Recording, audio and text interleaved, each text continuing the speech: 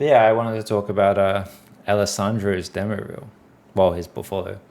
Obviously, like usual, I need to say, this is entirely my opinion, and it's entirely about the work itself. It's never like an attack on the person or anything like that. It's always just my view on what I'm looking at in front of me, essentially. So yeah, Andrew kind of already hit the nail on the head. So back in my day, like 12 years ago, right? Like you could get into the industry as a modeler without having any textures. But the thing is now is that the level of students has gotten so much higher since then. The level of students have gotten so much higher. There's so much more information online, and the programs themselves are so much better now that I don't think just having a model portfolio is good enough anymore, unfortunately. But I know the unfortunate crazy thing is, like, even if you do get hired into industry, you're only going to do one thing. I mean, into the main studios, right? But I think as a student now, the model portfolio just isn't enough anymore, and you need to also have textures. So that's the main thing I want to get out there with looking at this is, because his modeling is actually really good.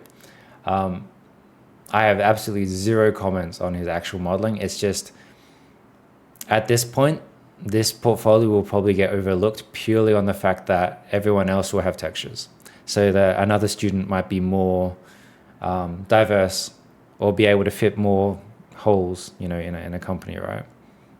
That's the main thing I wanted to get out of the way. Is just like, yeah, unfortunately, like you look at this portfolio and the models are really good, but it's kind of a boring portfolio, unfortunately. Yeah, the textures show you understand the whole pipeline, but also at the same time, it just makes the work stand out much more. I think overall, some of his portfolio choices are good and some aren't. I think, say for example, this sort of thing. Like this is a really nice model, but this is, to me, a modeling exercise. It's not really a portfolio piece. A lot of these things, like, they look really good as modeling exercises, but I don't think these will stand up as portfolio pieces. Like this, like a mouse, for example, you can do in a few hours. Say for example, like something like this is just not good enough for a portfolio. It doesn't really do anything. It's good modeling, but it's just not like portfolio worthy. Do you think there is an age barrier to entering the industry? Nope, not at all. I guess the only thing that, like, when it comes to age, is the thing you have to deal with is, say for example, there's obviously benefits to both, right? If you're older, you usually are more focused and more disciplined, but then also your problem is you might not have the free time that you would have as a student, right? As a younger student, I mean. But then, say for example, if you're a younger student, you might have a lot of time to do the work, but you might not be that disciplined. So I think there's pros and cons to both, right? Once you turn over 30, it's over? Not at all. Definitely not. One thing I don't really get about his presentation is I don't understand the point of these plates. Like, the presentation kind of confused me. I like that he shows his UVs. I'm really happy about this. Like, the UVs are all good, they're all clean and they're nice. It would be cool if they're labeled, like, so I understand like why it's like this. But the fact he's showing UVs, I think, is a good thing. The naming convention thing, oh, the chat is getting in the way of the naming convention. But with the naming convention thing, the idea is the number should be before geo, not afterwards. So the fact that he has naming convention, I think, is cool. That's good. But yeah, the numbers should be before geo, not after it. But I like the fact that they are treating this like an asset. It's just, unfortunately, a lot of these are not portfolio worthy. But he can model. I can see that. I can see he knows how to model. But yeah, I don't understand what the scale is. If he's saying this is just a few centimeters long, that this helmet isn't correct. So I don't understand what this is. The presentation is just kind of confusing me. Something like this could be folio worthy. My main kind of issue with it is it's just not film quality yet. And the main thing I can see that doesn't make it film quality is the fact that you have very obvious crashing geo. So I think you probably could take something like this and turn this into a folio piece. But it just requires much more work, like dealing with these intersections better between like the cylinders and stuff like that. I think it's just a bit too simple. Maybe it's a scale for 3D printing. That could be a thing. He wants to go into VFX. So if you want to go into VFX, this doesn't really make sense. I think he has three, out of this group here, I would probably pick 3 portfolio pieces. I would pick this one, and this one, and then work on those. So I think the car is actually not too bad. But yeah, this scale thing kind of confuses me. Yeah, the presentation just doesn't make sense to me. The model's really nice. The model's clean. He's done the interior as well, which is cool. Yeah, no, I think this is cool. Because the thing is, like, his topology is all really good. Like, all of this is super clean. It's all really nice. I have no real issues with this. If I was to mention one thing about this model, though, like, he has some crazy self-termination in this area here. At this point, I would just make a lot of these edges flow into the body. I don't see a point of terminating so many edges in one small area. You can have some termination, but this is a bit too much. I think he has a strong base. Like, so I think if I was him, this is what I would do. I think I would say he has 3 strong bases. I would pick this one here, the spaceship. I would pick the droid, and I would pick this. And then I would essentially get rid of the other ones. And I would just refine these up to film quality level and then texture them. I think that would be the best way forward for him. One thing with this, I have to comment on, like the exterior is all pretty cool. But the problem is he doesn't have a cockpit. There's no cockpit in the design, but I feel like with this sort of thing, I don't think just the exterior of assets is good enough anymore. I think if you do something like this and you have glass that you can see through it, then you need to have a cockpit. You can't just have nothing in there, really. I mean, he has some very basic seats, but I feel like this asset itself is kind of simple. To actually make it like a good quality asset, you need to have an interior. So that's something I would highly encourage as well. Another thing he's kind of missing is this one has a sense of scale. Like, the concept has a sense of scale that's missing from the model. And you can see, like, around these sorts of edges here, this rim, there's nothing here. But in the concept, we come down to the concept, you have these really nice fine panel lines with these small little intricate details. And I feel that's what his asset is missing. It's missing these really nice fine details, which help sell the scale. His is essentially like the base. Or if they're there, they're extremely subtle and I can't even see them. This confuses me. Is this in the concept? This doesn't make sense to me. Because the engines should be here. Why would you have a turbine there? I think this might be one of the... if this isn't in the... like, this doesn't make sense to me, this bit here. It doesn't fit the clean aesthetic of the rest of the vehicle, right? Having just a random turbine just like sticking out like this. I think this is kind of one of the issues where if you don't have another view of the concept and you try and make something up, it can be quite risky because you have to problem solve what's not there. And this is usually why I tell students to just, if they have a portfolio view with, I mean, if students have a portfolio piece they're trying to make and they don't have a mentor, I usually recommend the real world because you can just copy the real world exactly, right? But if he has to make up the back, I don't think this is successful because I just don't feel this fits the aesthetic of the rest of the vehicle. Like, even the intakes themselves aren't this. So I just don't think this fits at all. Because it wouldn't also make sense because you would have the engine here. So I just don't know how this would be fitting in. I honestly probably wouldn't show the bottom. I do like that they're showing UVs. Once again, that's cool. I'm a little bit confused about like the layout though. I don't really understand what the purpose is. Like, why is this here and this over here? Once again, I would label this stuff so the person viewing can see what's happening. Because yeah, I don't understand why this piece would be here, this one would be here, and then these pieces would be up here. I think also like the lighting is not the best. It kind of feels like I'm just looking at like a viewport image instead of like a nice render. Feels like the technical aspect is amazing with the topo and such, but artistically could use work. Yeah, I think this is the main thing with his work. Like, as a modeler, his models are good, but the presentation itself is not good. So another thing I would do is I would never use a black or white background.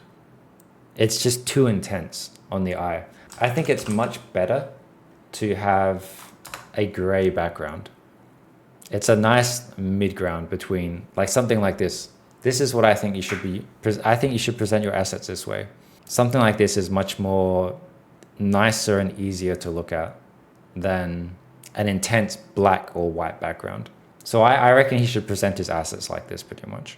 He doesn't need a hanger or anything like that. All he needs is just to put a black or, a gray background. And that's it. It'll sell this way better. Because yeah, this is the thing on now. Unfortunately, like just being a good modeler isn't good enough anymore. You need to be able to present the work well. Because it shows your artistic eye as well, right? Yeah, so going forward, I would take this one, and this one. Hide these ones. You don't really need these. These aren't on the level I feel that you can produce. And then just work on the presentation and texture these things. Like if you take this model and you texture it nicely, give it some nice car shaders and then put it into a gray background, light it well, this will be enough to get you a job for sure. I don't really like the just the Maya viewport either. I feel because there's so many wireframe shaders now, you can just render the gray model and then just render the wireframe shader on top and you're done. Would you like to see UV checkers map on the model too? I like to see that, yeah. I think if you have the UV checkers on the model itself, it's nice because you can see that all the UVs are consistent, they're the same scale, they flow in the same direction. What's the color palette and chrome ball and VFX render? Is it just to look the part? So for some reason people so the point of the Macbeth chart is, Andrew, correct me if I'm wrong.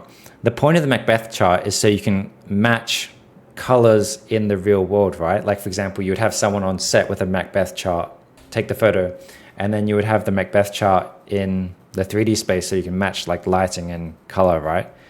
But if you're not matching anything from the real world, then there's no point of having a Macbeth chart in your renders. I know some texture friends have been annoyed about that. Like seeing people have Macbeth charts in their CG renders because there's nothing they're comparing to, so there's no point of Macbeth chart. The chrome and the matte spheres are okay because they are showing your lighting setup. So those make sense. But yeah, same thing. Like you would usually you'd have those chrome spheres, the chrome and matte sphere on set so you can match the lighting from set. But at least, for example, with those in a render, then you're just presenting what your lighting setup looks like in CG. That is okay. But there's no point of having the Macbeth chart if you're not matching something from the real world. For some reason, people just always put Macbeth charts in their renders and it achieves nothing. But yeah, I like this. I just think it just needs more work. I think this is the main one for him. I would take this. I would do a cockpit. Really like flesh out the cockpit, and I think this would be good. It's the presentation for sure which is holding him back. It's just like you look at this and it just kind of looks like it just feels like a Maya play blast. It doesn't feel like a good render, and it's because the black background as well I think also works against him. I think also this doesn't look too good. I would look up reference of a real jet engine and match that, because this looks way too basic, I feel, unfortunately. And I feel that's kind of a usual thing where if you only have one image of the concept, right, and you have to make up stuff from the other views, then this is where people kind of get stuck, right? So this is why I usually don't encourage people to do concept stuff if they don't have a mentor to actually help them, right? Yeah, I think if you're going to show, oh, you can't see it. Let me find a spot where you can see it. If you are going to show your naming convention, then you've got to have it correct. Like you can't do this and then just have poly surface 259 in here. I do encourage people to show their naming convention because it shows it's a complete asset, but this is showing me it's not a complete asset because the naming convention is not correct yet. There's only a single image of this. You can't just show a single image. It's not going to do anything, I don't think. Yeah, just having a single image doesn't really help me in any way look at the work, really. Single image could just be AI these days. Yeah, I guess that's true. But in this context, it's obviously not. It's obviously a 3D model. But it's just like when you're doing a portfolio, you should show like a full breakdown of it, right? Because you're trying to not just be like, here's a pretty picture. You want to show that, okay, I've created an asset which can be used in the studio right here and now. If we can't see the full breakdown and the full process of how an asset is created, It's hard for us to know if you'll be able to fit into our pipeline. Because there's been plenty of times where artists have done great looking work on ArtStation, they've been hired, and then they go into a studio and they just don't know how to work in production because they focused more on making pretty images instead of like a production ready asset, which is literally our job. Like our job as a modeler at work isn't to create pretty renders. Our job is to create a production asset for the pipeline. And that's the only thing that matters. Yeah, having an actual turntable as well would be nice. I do like seeing stills, but having at least like one turntable, I think would be good. Just so you can at least see the light traveling across the surface. Yeah, as far as presentation goes, I think this is the best way of going about it. You know, simple gray background, you know, turntables with your gray model, turntable with wireframe, turntable with the checker texture, and then obviously turntable of the asset itself, right? Is focal length important? Yeah, I would stick with human eye, so 50 would be what I'd do for turntable. But yeah, I think this is kind of the main thing, right? Because if you look at like something like this in comparison to this, it's just like, it's like night and day, purely based on presentation, right? And this is the thing, right? A nice textured asset is going to pop out way more than just a gray model, right? And this is kind of why I feel just the modeling portfolio is just not good enough anymore. You need to have you need to have like an asset portfolio now, right? You need the model and texture and look dev. The irony is like most of us only do one at work anyway, but to stand out in this day and age with the level of students they are now, you need to have both, 100%. Did Amit do the dent in mesh during modeling or texturing? He did it in modeling. So I always tell them to do it in modeling. I think he has there you go here. I think it's always better to do the damage pass in modeling because it just makes your texturing easier. Instead of trying to figure out and guess in the texture, you just do it in the model and then you just enhance where your damage is done in texture. And texture artists really like when a modeler actually does it for them as well, because it gives them a nice base to start from instead of having to try and figure out the damage themselves. You like this folio, you keep referencing it. Well, yeah, because he's one of my students. Because, I mean, of course I'm going to reference it because this is how I think you should present. I keep referencing it because this is literally what I think a good portfolio looks like. Why is the first robot not good enough? Like this one? It just doesn't look interesting to me. It doesn't look interesting to me. There's only one image of it, so I can't see what this actually looks like because it's only one view. I don't like the design of it, personally, and there's just nothing really to look at. It's just one still image. I can't see it from multiple angles or anything like that, right? Like I'm sure the model itself is good. It's just I just don't think this is strong. But yeah, overall, I think his work is good. He just needs to do texture and look dev now and work on presentation. I think he doesn't need to worry about his modeling at all. Even if he wants to be a modeler, I still think he needs to do texture look dev at this day and age. It's just the model portfolio is not good enough anymore. And the presentation needs work. Get rid of these. They don't help you at all. There's no point of having these sort of plate things and just start doing like the standard sort of presentation like this. And I think they could get a job as a modeler easily with their work. It's just if they want to stand out, they need to do texture look dev as well.